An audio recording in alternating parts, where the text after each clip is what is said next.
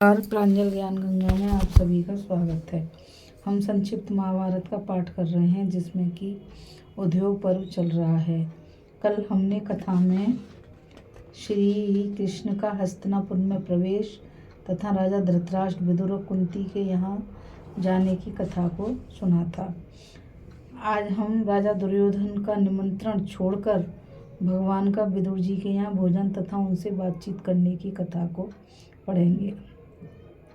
वैशंपायन जी कहते हैं, राजन श्री कृष्ण के पहुँचते ही दुर्योधन अपने मंत्रियों सहित आसन से खड़ा हो गया। भगवान दुर्योधन और उसके मंत्रियों से मिलकर फिर वहाँ एकत्रित हुए। सब राजाओं से उनकी आयु के अनुसार मिले। इसके पश्चात वे एक अत्यंत विशद सुवर्ण के पलंग पर बैठ गए। स्वागत सत्कार के अनंतर राजा दुर्योधन ने भोजन के लिए प्रार्थना की, किंतु श्री कृष्ण ने उसे स्वीकार नहीं किया।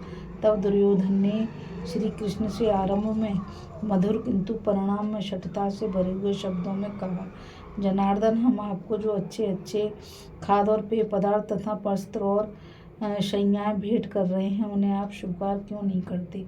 आपने तो दोनों ही पक्षों को सहायता दी है और आप हित भी दोनों ही का करना चाहते हैं। इसके सिवा आप सहज धृतराष्ट्र के संबंधी और प्रिय भी हैं। धर्म और अर्थ का रहस्य भी आप जानते हैं, अतः इसका क्या कारण है मैं सुनना चाहता हूँ। दुर्योधन के इस प्रकार पूछने पर महामना मधुसूदन ने अपनी विशाल भुजा उठाकर मेघ के समान गंभीर वाणी से कहा, राजन, ऐसा नियम है कि दूत उद्देश्य पूर्ण होने पर ही भोजन आदि ग्रहण करते हैं। अतः जब मेरा काम पूरा हो जाएगा तब तुम भी मेरा और मेरे मंत्रियों का सत्कार करना। मैं काम, क्रोध, देश, स्वार्थ, कपट अथवा लोभ में पड़कर धर्म को किसी प्रकार नहीं छोड़ सकता। भोजन या तो प्रेमवश किया जाता है या आपत्ति में पड़कर किया जाता है। सो तुम्हारा तो मेरे प्रति प्रेम नहीं है और मैं किसी आपत्ति में ग्रस्त नहीं हूँ। देखो, पांडव तो तुम्हारे भाई ही हैं। वे सदा अपने स्नेहियों के अनुकूल रहते हैं और उनमें सभी सद्गुण विद्यमान हैं। फिर भी तुम बिना कारण जन्म से ही उनसे द्वेष करते हो। उनके साथ द्वेष करना ठीक नहीं है। वे तो सर्वदा अपने धर्म में स्थित रहते हैं। उनसे जो द्वेष करता है वह तो मुझसे भी द्वेष करता है, और जो उनके अनुकूल हैं वह मेरे भी अनुकूल हैं। धर्मात्मा पांडवों के साथ तो तुम मुझे एक रूप हुआ ही समझो। जो पुरुष काम और क्रोध का गुलाम है तथा मूर्खता वश गुणवानों से विरोध और द्वेष करता है, उसी को अधम कहते हैं। तुम्हारे इस सारे अन्न का संबंध दुष्ट पुरुषों से है, इसलिए ये खाने योग्य नहीं है। मेरा तो यही विचार है कि मुझे केवल विदुर जी का अन्न खाना चाहिए। दुर्योधन से ऐसा कहकर श्री कृष्ण उसके महल से निकलकर विदुर जी के घर आ गए। विदुर जी के घर पर ही उनसे मिलने के लिए भीष्म, द्रोण, कृप, वाल्मीकि तथा कुछ अन्य कुरुवंशी आए। उन्होंने कहा, वार्ष्णेय, हम आपको उत्तम उत्तम पदार्थों से पूर्ण अनेकों भवन समर्पित करते हैं। वहां चलकर आप विश्राम कीजिए। उनमें से श्री मधुसूदन ने कहा, आप सब लोग प्रधान हैं। आप मेरा सब प्रकार सत्कार कर चुके हैं। कौरवों के चले जाने पर विदुर जी ने बड़े उत्साह से श्री कृष्ण का पूजन किया। फिर उन्होंने उन्हें अनेक प्रकार के उत्तम और गुणयुक्त भोज्य और पेय पदार्थ दिए। उन पदार्थों से श्री कृष्ण ने पहले ब्राह्मणों को तृप्त किया और फिर अपने अनुयायियों के सहित बैठकर स्वयं भोजन किया।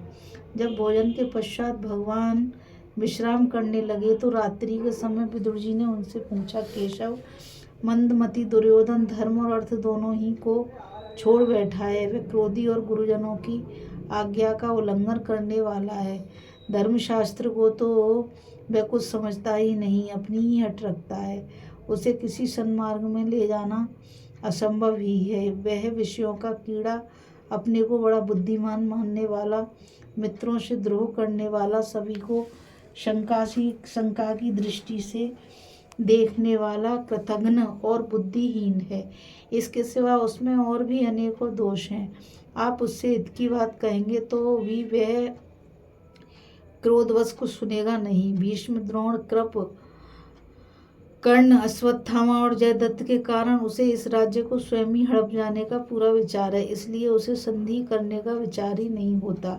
उसे तो पूरा विश्वास है कि अकेला कर्ण ही मेरे सारे शत्रुओं को जीत लेगा, इसलिए वह संधि नहीं करेगा। आप तो संधि का प्रयत्न कर रहे हैं, किंतु धृतराष्ट्र के पुत्रों ने तो यह प्रतिज्ञा कर ली है कि पांडवों को उनका भाग कभी नहीं देंगे। जब उनका ऐसा विचार है तो उनसे कुछ भी कहना व्यर्थ ही होगा। मधुसूदन, जहाँ अच्छी और बुरी दोनों तरह की बात को एक ही तरह सुना जाए, वहाँ बुद्धिमान पुरुष कुछ नहीं कहना चाहिए। वहाँ कोई बात कहना तो बहरों के आगे राग अलापने के समान व्यर्थ ही है। श्री कृष्ण, पहले जिन राजाओं ने उनके साथ बैठ ठाना था, उन सब ने अब आपके भय से दुर्योधन का आश्रय लिया है। वे सब युद्ध दुर्योधन के साथ मेल करके अपने प्राण तक निछावर करके पांडवों से लड़ने को तैयार हैं। अतः आप उन सब के बीच में जाएं, यह बात मुझे अच्छी नहीं लगती।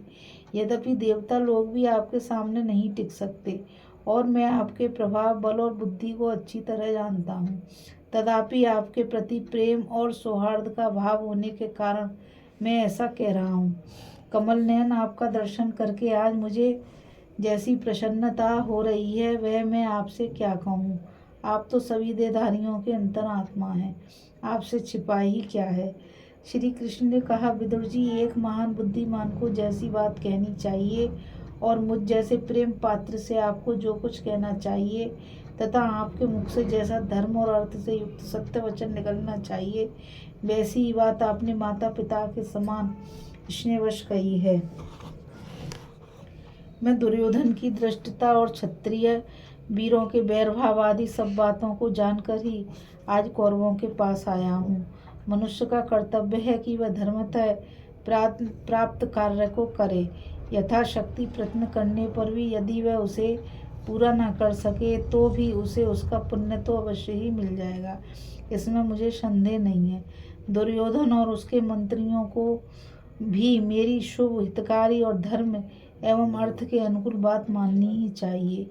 मैं तो निष्कपट भाव से कौरव, पांडव और पृथ्वी तल के समस्त क्षत्रियों के हित का ही प्रयत्न करूँगा। इस प्रकार यदि दुर्योधन मेरी बात में शंका करे तो भी मेरा चित्त तो प्रसन्न ही होगा और मैं अपने कर्तव्य उन्नत भी हो जाऊंगा। श्री कृष्ण संधि करा सकते थे तो भी उन्होंने क्रोध के आवेश में आए हुए कौरव पांडवों को रोका नहीं। यह बात मूढ़ अधर्मी न कहें, इसलिए मैं यहाँ संधि कराने के लिए आया हूँ।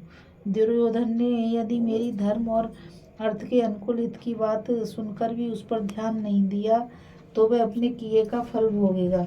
इसके पश्चात यदि कुलभूषण श्री कृष्ण पलंग पर लेट गए। यह सारी रात महात्मा विदुर और श्री कृष्ण के इसी प्रकार बात करते करते बीत गई। इस कथा में बस इतना ही।